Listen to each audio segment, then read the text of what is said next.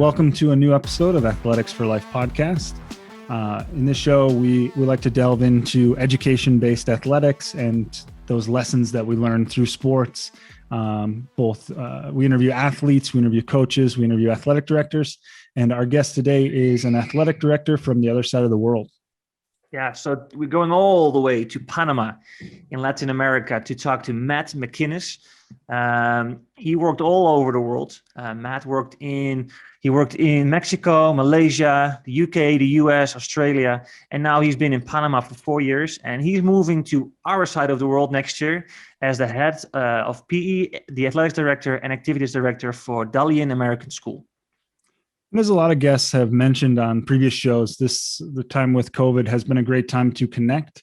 And Jeff and I were both lucky enough to connect with Matt in some NIAAA courses. During some of the breakout sessions, Matt just reached out and said that, hey, I see that you're in Mongolia. I'll be coming there next year. And just from there, we've been able to connect and kind of share a little bit about the challenges we're facing, athletic directing in general, and looking forward to being able to sit down with him on the podcast and pick his brain a little bit. Yes, and Matt has done some very cool things for his school in Panama. He got their first school in Latin America with the NFHS Level 1 coaching distinction. So he puts a lot of emphasis on developing his coaches. And he's very big into the social media presence of the school, of the philosophy. So there's loads to learn from Matt. He also has a very interesting structure for his school, where the coaches are kind of the head of their specific sport. So there's loads of things to learn today, and we're very excited to talk to Matt today. All right, let's go to Matt. Let's go to Matt.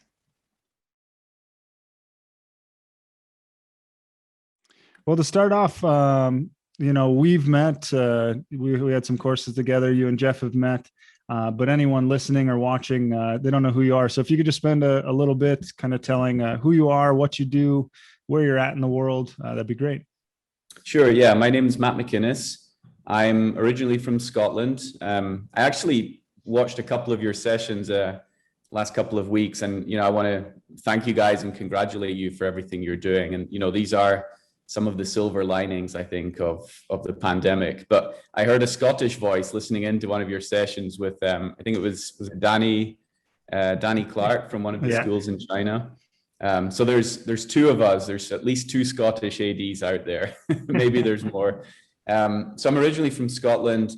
I'm currently here at the International School of Panama in Central America. And I've been overseas since 2008. And so my journey's been a couple of years in KL in Malaysia as a PE teacher. I started out in my home country, Scotland. Prior to that, training as a PE teacher. I coached soccer at a youth academy of a pro club, and the structure in Scotland, as you know, Jeff, pretty similar to Europe, is sports are not really the job of schools, they're the job of clubs. And so it really opened my eyes going overseas to Malaysia, and seeing, some of the big schools there hosting competitions we would go to. I loved it. And I was young and I thought, this is awesome. I'm going to go somewhere else, do 2 more years, go somewhere else, do 2 more years. But I ended up leaving Malaysia for the American School Foundation in Mexico City. Big school, 2,700 kids, super traditional school, 130 in a positive way, 135 years old now, robust athletic program, one of the few schools with an American football program as well, internationally. And I went there as a PE teacher and head of soccer. Their soccer program is bigger than the middle school, over 500 kids. And you can imagine with Mexico's passion for soccer, that was just a fun job, but so intense. And I realized though, when I was there, if I kept just doing 2 years everywhere, I would never be able to grow. I would just keep bumping around. Which is fine, if that's what you want. But I wanted to grow. I wanted to, I saw these athletic coordinator, athletic director, activity coordinator roles. And I was lucky enough to grow there at ASF. I ended up staying there 7 years. I loved it. I grew to be the athletics coordinator in charge of all the different sports. And I had a great mentor there who was the head of, it's such a big school, they have a structure of an athletics coordinator, and then they have an extended learning coordinator, which oversees activities. And then they have a head of both, which is like a principal, and all three sit on the senior leadership team. So it's a big beast they have, but great experience learning from Robert, who's the head of athletics and extended learning. And after 7 years, like many schools in this part of the world, there's a limit on how long you can be an overseas hire, and the limit was 8 years there. And so after year 5 or 6, it's good to start looking and dust off the CV. So I landed in Panama 2017. I'm here with my wife. She's from Colombia. We've been here for 4 years, and this is our last year. So we're heading over to your neck of the woods. When we can get there, who knows, with visas and restrictions, but we're moving to Dalian in Northeast China, hopefully sometime in July. So that's kind of a brief resume of what got me to here today. You just talked about your Scottish background. So Danny Clark, we had him on the podcast. He's the head AD of Acamis, and you will come to our pod next year. Yeah, great. I look forward to having another Scotsman to talk to. So what are you doing right now? What's your specific job in Panama, Matt? What's your role? Yes. So right now I'm the director of athletics and activities. And here in ISP, that means I oversee the PE program. So K to 12, we have 7 PE teachers. I also oversee the athletics and activities after school program, our lifeguards, our swimming teacher, and we have a coordinator of both athletics and after school activities. So I supervise 17 full-time people, and about, in a non-pandemic year, over 30 instructors. But right now we have 22 coaches at the moment. So we've reduced a little bit with the pandemic. Wow. What are some things that you're kind of doing to prepare to leave Panama and go to China, kind of leaving a school, you've been there for a while, and keep everything in place so it's still, running smoothly after you're gone, but also getting ready to kind of take on a new program? Yeah, I think that's an area I have a lot of interest in. I do think it's our job to leave things better than we found them, and that's not to be disrespectful to what or who preceded you, but I think that's one of our main purposes in schools, especially with so much movement in these international schools.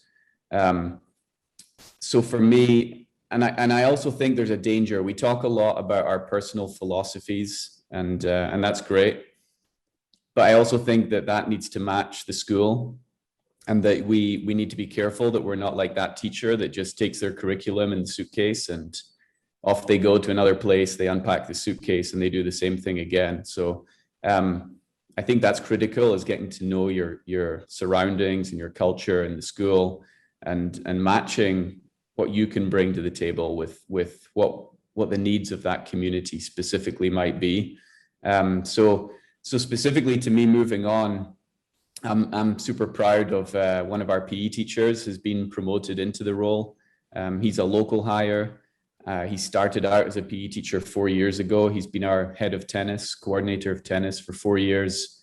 I've worked closely with him, and when it got to the interview stages, I actually said to the head of school, get me out of this, because even the external candidates I knew pretty well. And so I just asked, get me out, because I can't do this fairly. And so it was nice to not be in those interviews and still to see Fernando come out as the top candidate. And so the transition's been amazing.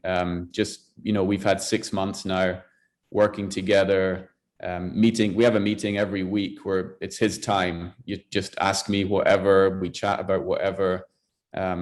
So I think a lot of it's setting up structures and setting up a department where, schools are all about people, but the more you can limit the importance of the personnel and have procedures written, have handbooks that are accurate, and have shared responsibilities, then the easier those transitions will be.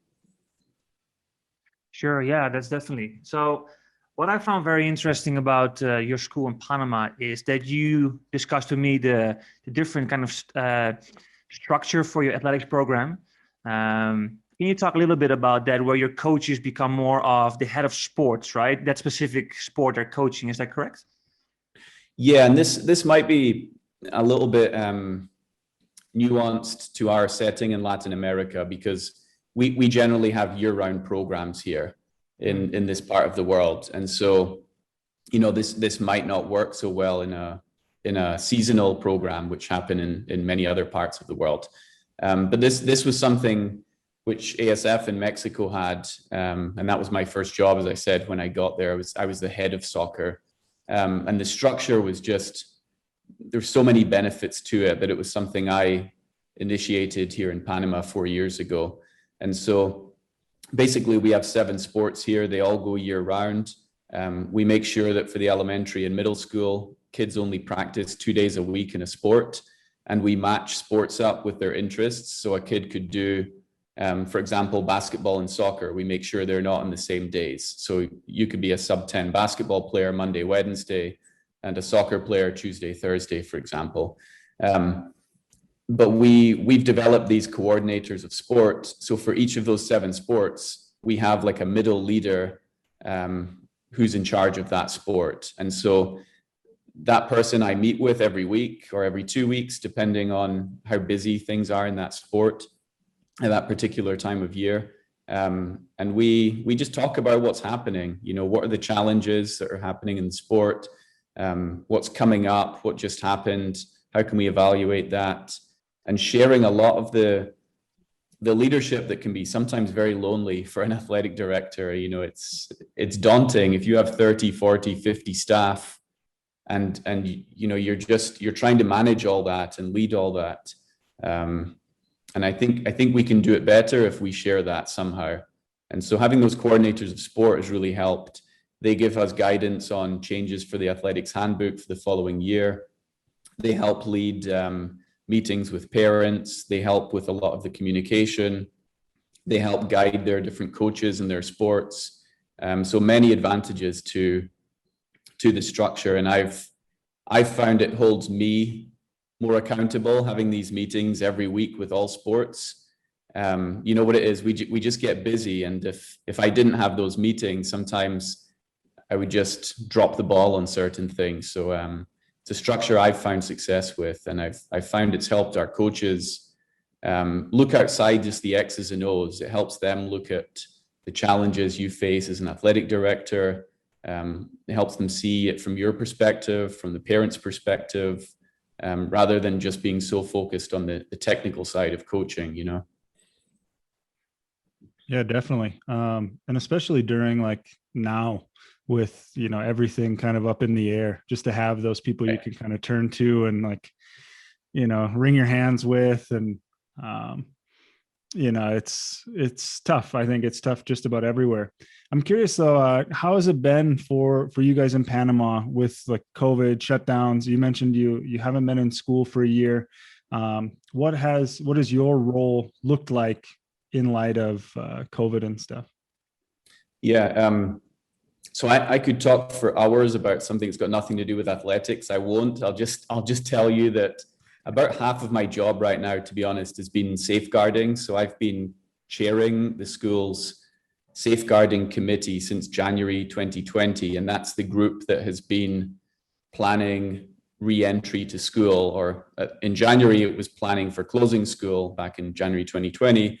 And now planning for getting kids back and, preparing classrooms and all of those things. So that's just been a big professional experience that's different, and hopefully I'll never do it again, but good leadership experience nonetheless. But in terms of athletics, and this is super fresh in my mind because I've actually been writing my CMAA, the master's project for the NIAAA.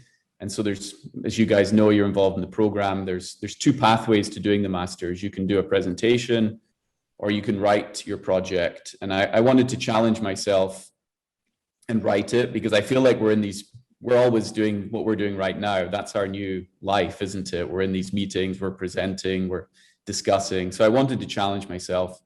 And my project is keeping the athletics department alive during the pandemic. And so I'm near the completion of about 6,000 words.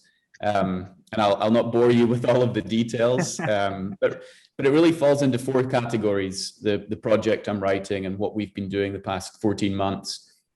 One was moving the program virtually. So we actually continued our athletic program, and we had kids participating for up to 24 weeks of virtual practices twice weekly, which is incredible for 1 hour. So there's kids who've been online optional at 4 p.m. practicing with their teammates and coach from their houses. And by practice, I mean different things, not just physical, not just technical, a lot of that just being connecting and being there for each other and seeing their teammates who they don't see.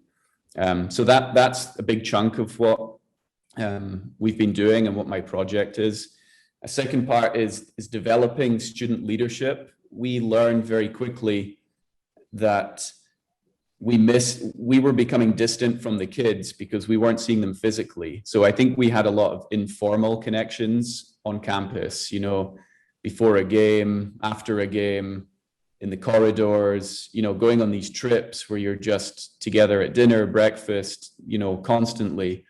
And we were missing that when we went online, and we didn't know if we were serving the kids' needs. And so we were able to move. We had a structure with 2 student council kids who were the athletic reps. We had a male student athlete rep and a female one, but it was just 2 kids. And so what we were able to do for this school year, alongside those 2, was to set up a larger athletic council, like many schools have, with kind of captains or leaders from various sports. And that was a group we've been meeting with weekly, and they've really helped us. Like, one of our challenges was with the getting kids back on campus for academics, we're only doing mornings on campus and only half of the kids are coming. So when are we going to practice and how are we going to practice? And they helped us figure that out. So we ended up going with a late afternoon, almost like a club practice on campus where parents need to drive them to school. They practice for an hour, parents need to drive them home. So the kids helped us figure that out. So student leadership's been a big part of that project. The third one is professional development. We took advantage of having coaches with some free time in the evenings and the weekends because there's no games, there's no trips, there's no travel. And we were able to focus on not just building the best virtual program we could, but also pursuing the NFHS honor roll distinction, which we were able to do. And we're super proud, with many of our coaches being mother tongue Spanish speakers, to be able to get those courses completed. And I think we're the second international school in the world and the first in Latin America to achieve that. So really proud of the coaches for committing to that. They wanted to do this, and that's where coordinators of sports really helped as well. They made this happen. They supported their coaches, and everyone wanted to achieve that. And then the final piece has been, how do we remain relevant in the community? So between, like many schools, we have social media, we have Instagram, which is the thing here. That's what all the kids check, the parents, the alumni. And I think we have about 2,100 followers on our ISP Athletics Instagram account. But we noticed from March to June, we were just fumbling around last year. We weren't, obviously there was no games or anything, or highlights, and it wasn't strategic. It was messy. Sometimes we just didn't post. And so what we did in August, we got together with our coaches, we got together with our athletic council, and we came up with a strategy, which we launched August to December. So Monday to Thursday of every week, we had a theme. So Mondays were motivational Mondays. We would post an old picture we had with a motivational quote from, someone in sports or outside of sports. Tuesdays, we were faces of the program. So we would focus on, a bio of a coach, or the most popular one was our equipment manager. He's from the Dominican. He's a popular guy. He's a hardworking guy. And so that one got the most likes and comments. And we wrote a long bio in some of those Tuesday faces of the program, and kids read it and kids loved it, commenting and posting photos of some of our coaches back when they were 10 years old and playing as kids. Wednesdays, we did the NFHS My Reason Why. And so the kids helped us gather 30-second videos from their teammates. Why do you play sport at ISP? And Thursdays, we did Throwback Thursdays. So just a recognition of something we had achieved in the past. And what was really neat about this, which I think will stay with us, or I hope will, with the department, was it allowed us to have equity in our social media. So, you know, when you're in soccer season, you might just have soccer dominating your Instagram. And then there's a perception in your community that that's the sport you care about more. And so what we did, we were very strategic that all 7 sports would be equally focused on throughout the different weeks and the different days. And we were also focused on having equal representation for our boys teams and our girls teams. And so if you look at August to December 2020 on ISP Athletics Instagram, you'll see that. So, and that's something we could continue with. We could be strategic about that. So that's what we've been up to, and I've been busy typing it all up. And I would encourage you to, even if it's not for the CMAA or anything formal, I find it quite therapeutic, just writing down what we've been doing for the past year. For me, I think personally and professionally is valuable to have. And I can imagine looking back on this in 20 years and reading that again and being thankful that I took the time to do that. And also for the school, it's good for them to have documentation of this unique period of time and to see what happened at that time. So I'm happy I pushed myself to do that. And hopefully it passes. Let's see, I'm going to send it off pretty soon. So you're gonna, so you do the writing and you're gonna send it off to the NIAAA, right? And they have to get back to you, and then you get an approval. Is that how it works? Yeah, exactly. So there's a little bit of prerequisite work. So you need to have achieved a certain courses. You need to have completed specific courses. You need to have earned the CAA prior. And then there's like a personal development form you need to fill in where you've met certain other criteria on a points-based system, you know, linked to professional development and conferences and leadership, etc. So yeah, I'm almost ready to send it off, completing all of that paperwork now and, you know, crossing the T's and dotting the I's. I definitely want to read it, Matt. It sounds very interesting. It's 46 pages, but I'll forward it to you now that you said that. Give me a short summary. just to continue on that briefly, you're from Scotland, I'm from Holland. So the NIAAA, I found out later on what it was. How has it benefited you from that European kind of perspective in your job as an athletic director? I feel it's the courses are great. So that's the first piece. I love the courses have taught me a lot, and I think they're the best that's out there for athletic directors to have best practices to refer to. So that professional piece has been great, obviously. But the networking piece, I think, has been huge as well. And not only the international piece, you know, meeting guys like yourselves and various others all over the world, but also the US group as well. And I think it is useful for us sometimes to listen in and reference what they're doing in the US, although it's very different to what we're doing in these international schools. But I do think, coming from a British background, it's taught me a lot about the educational-based athletics mentality and philosophy. And I actually think in the international schools, we're living that perhaps better actually than the many schools in the US, which do have a lot more competitive pressures or pressure from parents perhaps as well, that we maybe don't get in the same way. Yeah, I just wanted to circle back to something you mentioned earlier. Sorry, I have a little guest here with me. Just about your kind of social media presence and not having a strategy. I know it's something Jeff and I have talked kind of off air a few times about, you know, how do you do that in a way that, you know, celebrates your program, celebrates your kids without bragging, right? Without like, hey, look at us, we won the championship, we won this, look how awesome we are. Where instead it's just, you're celebrating your program, you're celebrating the successes that you're having. And I think that just based on what you had mentioned about, having Motivational Monday, bios on Tuesday, you're able to kind of do that in a way that is getting your program out there, and your sports do have equal equity. I'm just curious, do you find yourself in that situation at all where you want to share as much as you can, but at the same time kind of be humble? That's something that I struggle with, trying to.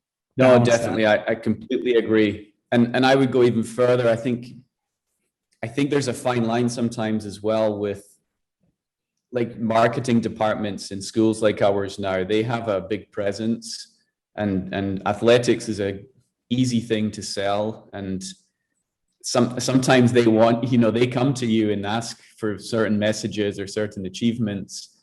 And it's a fine line between, walking the walk of sportsmanship and process and educational based athletics. So you can talk about that. But then if your social media is just full of celebrating championships, you're not walking the walk. You're saying one thing, but you're doing something else.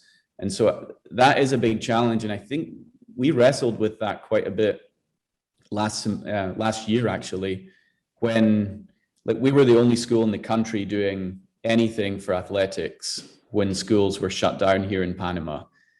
Now, I didn't want to celebrate that or talk about that, because this is basically celebrating the other schools who are letting coaches go, other schools whose kids are not able to connect after school. And we didn't want to do that. So we kind of did the opposite. At that point, we had an asynchronous program for our elementary school. So it was coaches recording videos, and then the kids would do those videos at home. So we actually posted all of those videos publicly on our website, and we shared them with other schools in the country and said, feel free to share these with your kids if they want to try soccer at home or whatever it might be, or chess or ballet or gymnastics, with some public schools as well. And for some of them, that might be a learning English tool, because some of our coaches were talking in English for them. Some of them were talking in Spanish. So that was kind of where we got to with some of that. But specifically with social media, it is challenging. And we've always tried to be very gracious in defeat as well. So, if we lose a semifinal, we always try and get on there and post and wish the other team all the best in the final, and be, even if they don't do the same, it's nice to try and just keep your head up high and model the kind of behaviors we're trying to teach our kids. So yeah, but I am uncomfortable with that. And I do think our schools are becoming, as there's more and more competition, marketing is becoming more and more of a thing in these schools. And it just doesn't feel right sometimes, the way that we're marketing versus what we're trying to teach our kids. Circling back a little bit again, I just want to, I can read a lot about your philosophy from our talk right now. Can you talk a little bit more about what you believe in as the athletics director? What are your, for example, 3 non-negotiables that we always discuss in those NIAAA courses? Can you talk a little bit more about what you believe in and what you stand for? Yeah, sure. And I would say that sportsmanship is something I'm a big fan of, and I'm a big fan of kids doing the right thing, coaches doing the right thing, and parents doing the right thing. And so I always try and not to preach to those different stakeholder groups, but to hold really high expectations there, that this is who we are and this is how we behave, and being very specific about that. I love to do a meeting before every trip that we have, a meeting for kids and parents, and the coaches are there, and we talk about all of these different pieces. So sportsmanship is really big for me, in the arena and out of the arena. So for me, that is something it'll get me mad. I will always prioritize behavior and character from our stakeholder groups over everything else. And I'll tell the coaches, when we're hiring coaches, and many of our coaches are from outside here in Panama. We have about 50% teacher coaches and 50% who are like club or federation coaches who have a lot of technical expertise, and they're on board with us. But I'll tell them, you might lose your job because of your behavior, but you will not lose your job for losing a game. Yeah. And that I'm 100% behind that. And we'll tell parents as well, and we'll tell kids before we travel. For me, the winning piece, sometimes we look at sportsmanship and winning as being an either or, that you can either be super competitive and you're winning everything, or you can be the nice guys who are coming last and you get the sportsmanship trophy, and I don't see it that way. I do feel that when you're winning really easily, when you're winning really comfortably, your sportsmanship isn't tested, and it's easy to be a good sport when you're winning comfortably. It's also easy to be a good sport when you're losing comfortably, but when you're in a super competitive game or competition, that's when we really find out about sportsmanship. But for me, the winning piece is all about the focus being on process, and I always try and work with coaches on the processes where we need to focus. Are we doing things right? Are we developing the skills, the tactics, the physical conditioning? And the winning is a byproduct of doing things right, or it's not a byproduct. It's not something you control. And so I do think in Latin America, there's often a big focus on the outcome.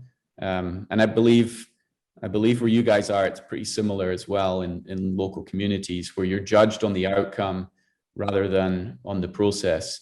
And so we'll make that very clear with kids and with parents before we travel. Tennis, for example, is a sport. It's not very competitive here in Panama. So we have kids who are top 5, top 10 national rank, and they're for their age level, but they're not very competitive. And so, if they were in many other countries, even in Central America, they wouldn't be in the top 20, 30, 40. So we struggle competitively when we travel with tennis. And I'm just using that as an example. We have a good program and a great coach there. But we talk a lot about reaching your potential and that process being the priority. And so for me, if a team plays really well and they've done their best, but we lose, I'm happy and I'm okay with that. But if we have a team that are really, really strong and they win the game comfortably, but they didn't play to their potential, then I'm unhappy with that group. And so the outcome is kind of that non-controllable piece, and it's secondary, but that process being on the focus being on the process really, really can be big. And I think if kids buy into that and understand that, it takes some stress away from them as well. And coaches too, if they know that they're not being judged on the outcome, but they're being judged on every day in the process, it makes everything clearer for everyone. So I've kind of rambled on there. I haven't really answered your question, but I feel you did. I feel sportsmanship and process are kind of the big two, if I had to summarize it in that way. It's actually very similar to, similar to Mongolia, because that's actually the reason why we started this podcast, right? For kids, parents, other people to watch this, and that they see someone from Panama like, oh, it's similar over there, right? So that's the one reason why we started this podcast, to share that, to connect that. You just mentioned that you got the level 1 coaching distinction from NFHS. How has that benefited your coaches in the school climate on your philosophy part? Yeah, so a couple of pieces to this. I believe it's our duty to make sure that everyone in our communities as schools are learning. And I think that's not just a catchphrase, but I think it's not something unique to kids. I think teachers should always be learning, athletic administrators, we should be learning, administrators should, and coaches should. And so, the courses are huge courses. It's fundamentals of coaching, and that's like a 10 to 15 hour course. It's really good. I learned a lot from it, just bringing me back to some of the sports science and things as well that I'd forgotten over time, when you're not on the field every day. And then, cardiac arrest, child protection, and concussion. These are things every coach needs, and you hope you don't need it, but the day you do, you'll be glad that you've got that. And so I always try and incorporate professional development every year with coaches. And I've always been advocating with my supervisors for funding for that athletic departments should have funding to support professional development of their coaches. We expect a lot of them. We expect these coaches who come in, who are not teachers in the school, we just expect them to understand who we are as a school, what our philosophy is. And you don't get that for free. You have to invest time in them, and you have to invest money in them as well. And so that's one thing here at ISP. I've been fortunate. We've had a budget for that. I've been able to send soccer coaches down to Argentina to conferences, basketball coaches to Las Vegas, to a course, not to the casino. So we've had funding for that, which has been great. And locally, it's been virtual, of course, the last year or so. And so we saw that as an opportunity to go and pursue that. And I think it gives schools a bit of legitimacy when you've got coaches who are certified. And it's something we ask of our teachers.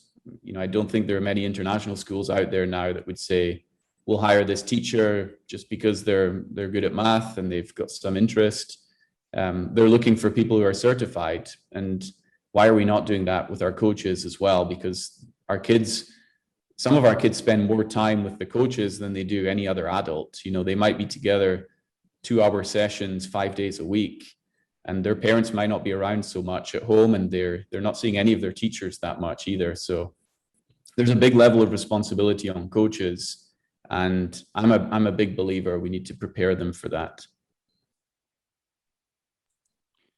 Yeah, it's definitely interesting. I'm thinking about, you know, how would I implement something similar here? Because like my schools, we have, I think there's 3 of us in the athletic department, you know, myself and 2 other guys, and we coach everything, you know. So for us, this year's kind of been a blessing in disguise in that aspect, because, you know, we didn't have to figure out, okay, who's going to take half of the basketball teams and who's going to take half of the football teams. But I think for someone like me, I definitely have an advantage to, in that regard, that I have a small core, right? That I can work with, and I can say, okay, let's do this. Let's do the NFHS. If you guys are interested, you know, check out the NIAAA for, you know, when you move on or when I move on. If you do ever have that opportunity to be an athletic director role, it's definitely important to keep learning. I'm thinking the same with, sorry to jump in there, it's a great opportunity having a small group, because it's cheaper as well for the school. The less people who you're paying the course fees for, obviously the more affordable that is. And that was part of our thinking as well. We normally would have 40 plus coaches in any given year. So getting 90% of those through the courses is more challenging than getting 22 coaches through, which is what we currently have. So that actually was part of our thinking, that now is the time to pursue it, because we have less people and they've got more time. So yeah, definitely something you could pursue. And I'm thinking of that for Dalian as well. Could there be a way where maybe coaches get a whole season to get it done? You know, you don't need to rush it in a week. And these, you know, it's about 20 hours total, these 4 courses combined. So, you know, if you bite away at it little by little, it's manageable. Is this mandatory for all your coaches, Matt, to do? Do you say it's mandatory? Well, this time it was. We got together and we discussed, as soon as we knew about the honor roll, we got together as a large group and we said, would we like to do this?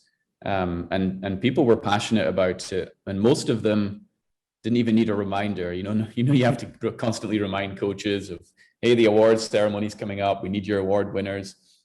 But yeah, I think there was a couple that we had to chase, but most of them were on it the first week or 2 that we even got them signed up. So yeah, they had the passion for it. Yeah, we're here too. I think it's very important because we have a small program compared to your program. So just to sit down together with coaches and students, just to have a chat, right? That's already a great start. Right. To share that philosophy. Don't expect anything. Just talk with each other. So I'm lucky that I got a little budget now to get at least some training from the NFHS. So this is definitely something I would like to pursue in the future, if there's a bit more funding available for us. But small steps, right? So just getting there and sit and talk. That's a great start. And that's actually something that I learned from all these people, NIAAA courses, talking to you and all the other, those kind of structures, they really help to get your program to the next level. Yeah, definitely. And I think when you ask, so we had the idea, we were talking about it, but we were in the middle of a pandemic. And of course, schools are making cuts. And I was going to go and ask for money to spend on this non-necessary thing, And so, but when I took it to our director of finance and the head of school, they were completely behind it straight away. And I think that's where you can use some of the marketing things to your advantage in a positive way, where like, do we want to be the second international school in the world to get this? Do we want to be the first school in Latin America to get this? So they're all over that, and they want to go and fly that flag and celebrate, which is great. They're celebrating our coaches learning, and that's something that will continue. So I think you'd be surprised sometimes. All you can do is ask, and all people can do is turn you down and say no. Yeah, exactly. We know the job of AD is very busy, athletics director, activities director. What are some things that you are doing to keep your life in balance with work, personal life, some things that you do to stay fit and healthy? Can you share that with us? Yeah, and I think we're workaholics, many of us. And so this is hard. So I think part of it for me right now, this past year, has been taking on other projects and keeping busy. So I think I've still been working just as hard, even though there's no games, there's no weekend stuff, there's no trips going on. But I like to just get time with my wife, time together, quality time, cooking, reading. I love to just sit and read, and going for walks, keeping healthy, going for runs in the morning or at the sunset. The weather here is just so humid. So I think when I exercise here, I have to plan like an hour afterwards just to stop sweating, because if you work out here and then you shower, you're still sweating for about 30 minutes after that shower.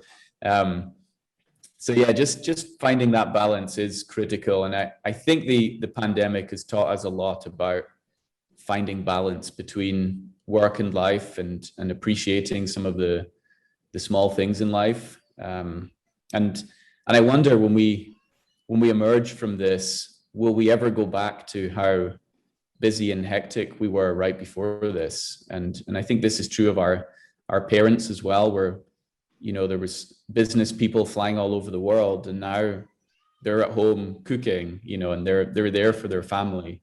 And so I think there are some positive pieces that have come out with this in the past year. Yeah, we'll be better in Dalian in the running in the morning. I think it's a bit drier up there. Yeah, if it's anything like here. Yeah, I believe it's super dry and cold in the winter, but I think it gets quite humid in the summer, and so it's supposed to be a little bit humid in the summer. Yeah. That's great. We're nearing the end of our time. That we don't want to take up too much of your evening. We know it's evening there in Panama. Do you have any tips for maybe upcoming ADs or younger guys that are just getting started, or maybe they might be going into this role next year? What tips do you have for newer ADs that are just trying to find their way? Yeah, I think, and this is not even just for new people to the profession, but just when you're new anywhere. So I'm telling myself this for Dalian, is to kind of look, listen, and learn before you have too many opinions on leading. And that's really hard, because we have these first impressions, and I think we have to listen to those first impressions as well, because they do tell you something and they are important. But just learning where you are, the landscape, the culture in the school is huge. And for people new to the profession, I would say to try and depersonalize a lot of the work. And what I mean by that is, people get very emotional about athletics. And so we'll have parents, as you've seen, in the heat of the moment, perhaps, or not in the heat of the moment, but they might go home and write down an email.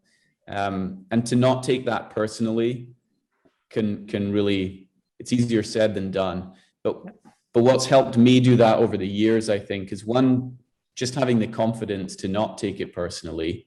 And secondly, making sure that you've got written procedures that support you. So instead of it being Matt deciding this, it's the athletics handbook tells us that we're only able to travel with 20 players on the soccer team when we go on the international trip. So it's not Matt making this decision. It's the athletic director being guided by the athletic handbook. And when you can depersonalize and refer to written documents, that can support things a lot. And I think many of us are quite stubborn as well. I think athletic directors, I think we can be quite strong-willed. And I think some of that does come with ego and sport and competition, but just trying to remove that at times and being able to listen and see things from those other perspectives.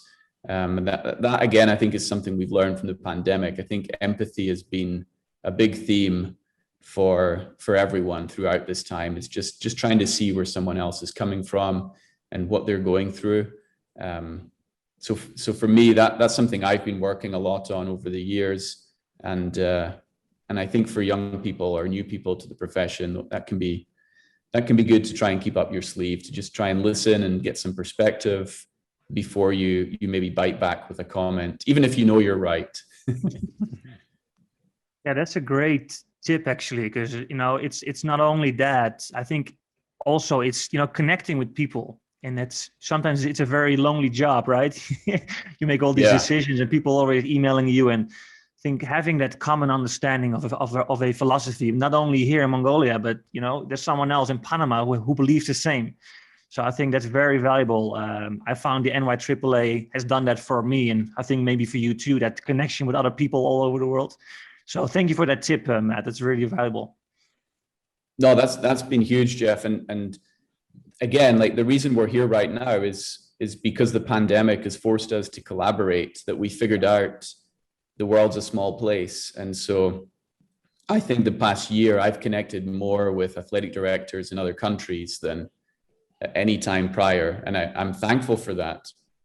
And I feel like I have a group I can go to with an issue to get a different perspective on something, and as well internally. And I've got these coordinators of sport who I can share a lot of responsibilities and a lot of decision making with. So it's, you're not in that silo. You're able to have a meeting, and you can then play the devil's advocate and kind of argue with yourself and have someone else argue that back to you. And you think, okay, that's what I was thinking originally, but I needed to hear it from someone else. And so you're right. It's a lonely job.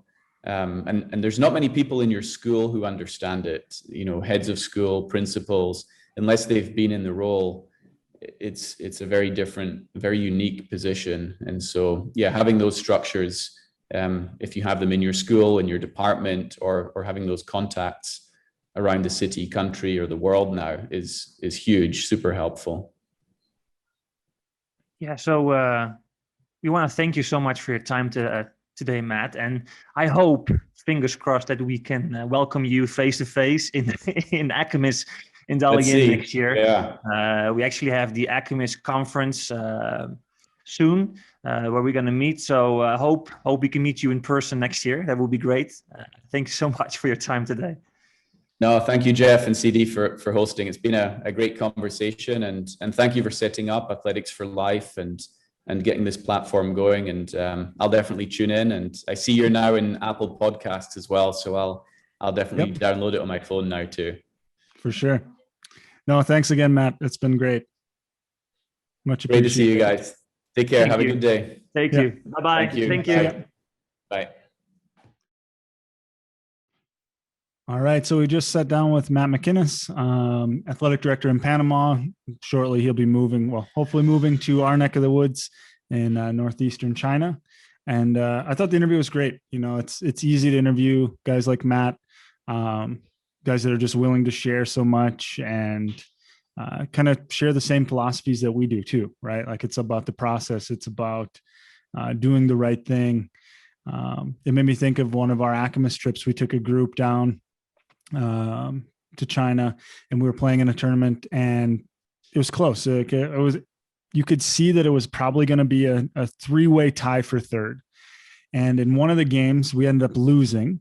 And right at the end, the other team made a basket. So instead of losing by 2, we lost by 4. But on the scorecard, on the overall score sheet, they didn't mark that down. And both me and another athletic director from that school, we were talking, and we both knew that was potentially going to be the deciding factor, right? It could be. We didn't know if it would. There was still another round to play, but chances are like it could be important. And so, I could have just been like, nah, I don't know, man. Like that's what they got, I guess. But I knew the score was we lost by 4. Our coach knew we lost by 4. Our players knew we lost by 4. Everyone knew we lost by 4, except they got it wrong on the scorebook. So I said, yeah, change it. We both agree like that's the wrong score. Put the right score up there. And at the end of the tournament, that ended up being the deciding factor, or one of them, right? We had a 3-way tie for third. And when you combine the points, we lost the tiebreaker by a single point. So had we had 2 extra points, we would have won the tiebreaker. And so instead of making it to the semifinals, the top 4 made it to the semifinals, we were ultimately the 5th place team. And so we played for 5th and 6th. And so even though it can be hard and the goal is definitely to win, it's important to do the right thing, and some of my girls were kind of upset at the time. But my coach, she obviously wanted to win. She wanted to make the semis, maybe have a chance doing more. But she came up to me afterwards and just like thanked me for, doing the right thing and showing our girls that we're not going to cheat to try to win. If we're going to win, we're going to do it because we're better and because we deserve to win, not because someone else made a mistake. Yeah, definitely. That's the sportsmanship. That was the thing that he mentioned, right, as his non-negotiable. Definitely. That connects really well with us. How he structures his programs, he tries to not only he learns and tries to improve himself, but he improves other people constantly. The coaches, he gives them a lot of ownership of their programs. The NFHS is great, NIAAA is great to learn, but you got to implement it. You got to do it. You got to get out there and share that philosophy. Something we're doing on our podcast right now, right? So it's great to see how he structures it. Very passionate about what he does. He shares, he knows his stuff. He knows what he's talking about. Structures, again, systems. We've talked about that before with many of our guests. Something that Matt has total control over. He knows exactly what's going on, when it's going on. And he has time, actually, again, to go back to Dr. Richard Young, he has space to do other things, right? He's busy with his CMAA certification, which is a lot of work, especially being from Europe, having a different philosophy. You have to transition into that. You have to do a lot of the US-based courses, which is not easy. So, a lot of, discipline. That's great. He shared that. So yeah, loads to learn from this interview with Matt. Thank you, Matt, for being here today. It was a pleasure. Yeah, and to anyone listening or watching, as Matt mentioned, we're now on Apple Podcasts.